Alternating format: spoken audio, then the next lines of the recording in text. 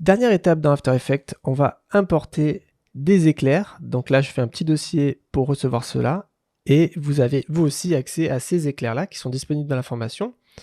Alors je vais vous commenter très rapidement ces éclairs. Voilà, c'est des choses que j'avais préparées à l'occasion d'un projet que j'ai utilisé d'ailleurs sur 2 ou 3 projets. Mais récemment, je les ai renettoyés. Voilà, vous pouvez voir hein, que c'est à chaque fois un éclair qui est mis en évidence. J'avais mis d'ailleurs un peu de deep glow par-dessus, des effets de contraste. Et cette durée, après, une fois qu'on les assemble et qu'on les mélange, on peut avoir quelque chose de très explosif. Et justement, ça avait été utilisé en ce sens. Donc là, ça c'est un ancien projet. J'avais enregistré justement l'écran pour faire des essais. Ce genre d'utilisation d'assets peut être fait de manière très libre. Donc là, par exemple, je vais vous commenter juste l'étude de cas très rapide de M. Pokora, donc la tournée des 20 ans, épicentre tour. On a un bel écran derrière lui. Donc il y a évidemment énormément de titres qui sont joués dans la tournée. Et un de ces titres, Unana, c'est son nom, voilà, reçoit justement une quantité d'éclairs pas possible. Et donc c'est sur ces éclairs-là hein, qui ont été utilisés. Vous pourrez les reconnaître.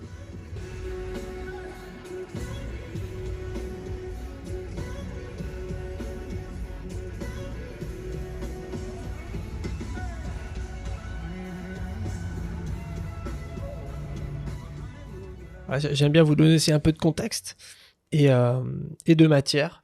Donc tout ça, évidemment, allez-y, c'est libre d'utilisation, mais vous pouvez l'utiliser aussi dans vos projets. Voilà, il n'y a pas de souci, ça me fait plaisir.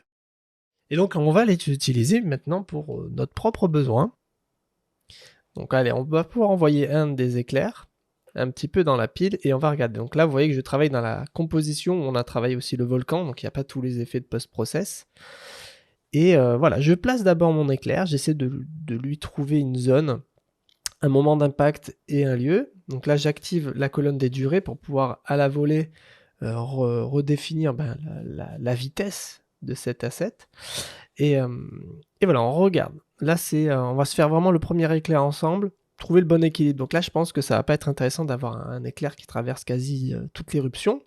Donc je vais aller un peu plus cibler mes petites zones de lumière. Donc là, je vois qu'en haut, il y a un petit éclairage dans les volutes. Donc je vais placer déjà mon éclair. Ce qui va m'embêter, c'est que l'éclair, il va déborder. Moi, je veux qu'il rentre dans mes fumées. Donc je vais dupliquer mon rendu du taille crash. Je vais lui appliquer d'ailleurs une saturation pour pas qu'il y ait de couleur sur ce nouveau rendu et je vais placer ça tout en haut de ma pile. Je vais utiliser ce rendu comme un calque d'alpha et de luminance. Donc ce que je fais, c'est que je réactive les applications de cache et à mon éclair, je lui demande de se référencer à ce rendu que je viens de dupliquer, que je viens de mettre en noir et blanc. Je vais aussi lui mettre un niveau pour contraster un peu mieux et donc agir comme vraiment un calque de cache de noir et de blanc. Donc c'est vraiment de la luminance. Ne pas oublier de cocher la couche de luminance que je vous mets ici en avant.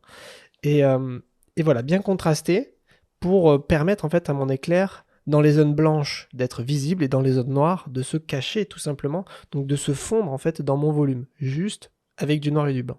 Donc c'est avec cela que tous nos éclairs vont pouvoir mieux se fondre dans cette masse justement. Et là il va falloir beaucoup plus d'éclairs pour avoir la sensation justement que ça pète dans ce volume.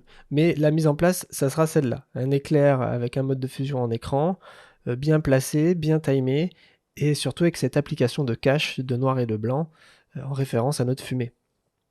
Et donc là, vraiment, c'est comme à chaque fois, dès qu'on a le bon process, eh bien, on rentre dans l'étape de création, de mise en place et d'observation. Donc par moment, vous voyez, je peux ajuster avec un masque, si je vois que ça déborde dans mon ciel, par exemple, et si je veux aussi que ça se contrôle bien dans mes lumières. Et à partir de là, il n'y a pas plus de technique. C'est de l'appréciation. On prend le temps de placer. Donc là, on fait ça sur ces premiers éclairs. Et c'est en train de venir progressivement. Donc ce qui est bien, c'est que parmi les 7 ressources d'éclairs, il y en a qui ont du volume qu'on peut faire déborder. Et c'est ça qui est bien aussi de ne pas en avoir des centaines de ressources, c'est qu'on peut maîtriser les quelques assets que l'on a sous la main. On connaît lesquels sont plus larges, lesquels sont plus intéressants, lesquels filent, lesquels sont... Voilà, on a la maîtrise. Donc c'est pour ça aussi que j'aime bien travailler avec des quantités des fois pas trop élevées de ressources, parce que j'en ai la maîtrise plus rapidement. Et là, c'est ce qui se passe. Et dans tous les cas, on ne ressent même pas le peu d'assets que l'on a, parce que finalement 7 éclairs, bah, c'est pas énorme, surtout que, visuellement, il va y en avoir, peut-être, 10 fois plus, qu'on va devoir utiliser. Donc il y a aucun souci avec ça. Là, voilà, c'est vraiment de l'appréciation. Je duplique, surtout que, j'ai à la main, activé la colonne des durées, qui me permet, vraiment à la volée d'ajuster la vitesse. Donc à chaque fois que j'ai, un éclair, un volume d'éclair, du moins que j'avais produit dans Vergène, je vais y ajouter par-dessus, un éclair donc réel et je vais essayer des fois d'en avoir 2 ou 3 qui se résonnent parce que c'est jamais, 1 plus 1, il y a souvent une réaction en chaîne d'éclairs.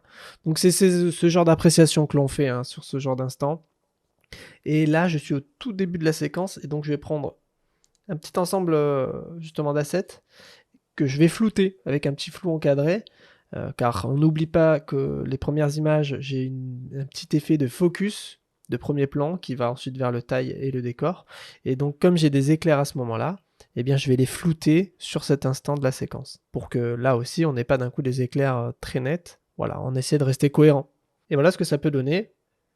Évidemment, c'est toujours plus intéressant et c'est ce genre de détails qui font la différence. Alors on peut apprécier ce dernier chapitre, voilà, ce dernier travail. C'est voilà, les petites cerises sur le gâteau, là il y en a plusieurs, hein, sur le gâteau et on peut commencer enfin à apprécier notre rendu assemblé, détaillé, voilà pour, ce premier plan et ce qui est bien, c'est qu'on est en 4K donc on peut faire, voilà des petits zooms, hein, on peut s'approcher un peu de près, ça qui est super agréable, c'est ce travail de l'image qui a été fait. Voilà, il ne nous reste plus qu'à produire l'ensemble des autres plans et nous prendrons le temps pour cela et afin de pouvoir apprécier une œuvre complète.